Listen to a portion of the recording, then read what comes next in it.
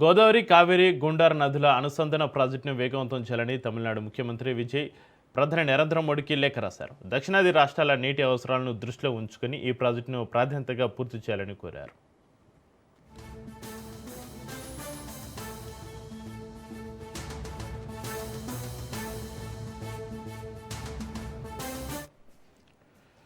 గోదావరి మిగులు జలాలను వినియోగించడం ద్వారా తమిళనాడులో సాగునీరు, తాగునీటి సమస్యలకు శాశ్వత పరిష్కారం లభిస్తుందని విజయ్ పేర్కొన్నారు. ఈ ప్రాజెక్టు అమలుతోటి నీటి వనరుల సమర్థ వినియోగం సాధ్యమవుతుందని ఆయన అభిప్రాయపడ్డారు.